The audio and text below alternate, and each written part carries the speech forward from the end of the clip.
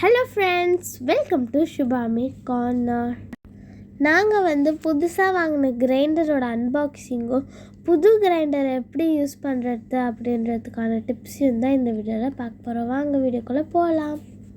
இது Croma brand 2 litre wet grinder. இதோட motor பார்த்திங்கன்னா 150 வாட்ஸ்.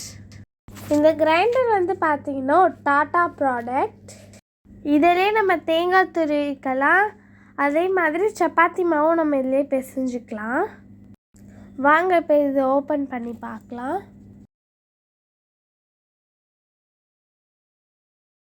ஃபஸ்ட்டு எடுத்தோடனே பார்த்திங்கன்னா இதில் ஒரு மேனுவல் புக் கொடுத்துருக்காங்க.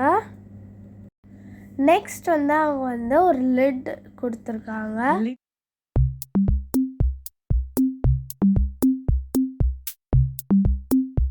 இப்போ கோதுமை மாவு பிசைறதுக்கு கொடுத்துருக்காங்க, அதே மாதிரி தேங்காய் துருவுறதுக்கு ஒரு ஸ்க்ராப்பர் கொடுத்துருக்காங்க.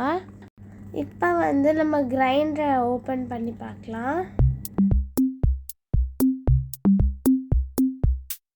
Wow, purple with white colour சூப்பராக இருக்குது. நெக்ஸ்ட் ஒரு ஸ்பேச்சுலா கொடுத்துருக்காங்க மாவு தள்ளி விடுறதுக்கு. இந்த கிரைண்டரோட கல்லுக்குள்ளே பார்த்திங்கன்னா நிறைய மண் கல் அழுக்கெலாம் இருக்கும். அதெல்லாம் எப்படி க்ளீன் பண்ணுறதுன்றதான டிப்ஸை நம்ம கடைசியாக பார்க்கலாம். இப்போ இது எப்படி ஒர்க் ஆகுதுன்றத நம்ம ஆன் பண்ணி பார்ப்போம். ஃபர்ஸ்ட் அந்த ட்ரம் இருக்குல்ல, அதை நம்ம கரெக்டாக ஃபிக்ஸ் பண்ணணும். இது ஃபர்ஸ்ட் கரெக்டாக ஃபிக்ஸ் ஆகிருக்கணும். ஃபர்ஸ்ட் நம்ம கோதுமை மாவு பிசைறதை போட்டு பார்ப்போம். இல்லை மேக்ஸிமம் 400 கிராம் கோதுமை மாவு பிசையலான்னு போட்டிருக்காங்க. அவங்க கொடுத்த மேலே போட வேண்டிய ஸ்க்ரூவை போட்டு நல்லா டைட் பண்ணிக்கலாம். தேவையான அளவு தண்ணி ஆட் பண்ணிட்டு இதை ஆன் பண்ணோன்னா நமக்கு கோதுமை மாவு ரெடி ஆயிரும். நெக்ஸ்ட் பார்த்திங்கன்னா தேங்காய் துருவல். இதை ரிமூவ் பண்ணிட்டு இதையும் அதே மாதிரி ஃபிக்ஸ் பண்ணிக்கலாம். இதுக்கு நம்ம ஸ்க்ரூ போட தேவையில்லை.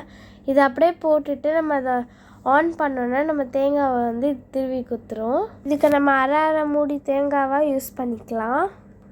நெக்ஸ்ட் மாவு அரைக்கிற ரோலர். இந்த ரோலரை கரெக்டாக ஃபிக்ஸ் பண்ணிட்டு இதுக்கு மேலே அந்த ஸ்க்ரூவை டைட்டாக நம்ம போட்டோன்னா இதில் நம்மளோட இட்லி தோசை மாவை அரைச்சிக்கலாம். இப்போ இது எப்படி நம்ம ஃபஸ்ட் டைம் வாஷ் பண்ணுன்றத இப்போ நான் சொல்கிறேன் வாங்க. நான் ஒரு 2 கப் அரிசி ஊற வச்சு எடுத்திருக்கேன். அதை இதில் ஆட் பண்ணிட்டு நம்ம நல்லா தண்ணி ஊற்றி அரைச்சிக்கலாம். இந்த மாவை சாப்பிடலாம் முடியாது, நீங்கள் வேணால் அரிசி மாவு கோலம் போட வேணால் இந்த மாவை நீங்கள் யூஸ் பண்ணிக்கலாம். ஏன்னா இதில் குட்டி குட்டியாக கண்ணுக்கு தெரியாத அளவுக்கு கல்லுங்களும் மண்ணுங்களும் இருக்கும். இப்போ 10 மினிட்ஸ்க்கு அடுத்து இந்த மாவை எடுத்துட்டு நம்ம நார்மல் ரன்னிங் வாட்டரில் வாஷ் பண்ணி எடுத்துட்டா இது ரெடி ஆயிரும். நீங்களே பாருங்கள் நம்ம கிரைண்டர் இப்போ எவ்வளோ க்ளீனாக இருக்குன்னு.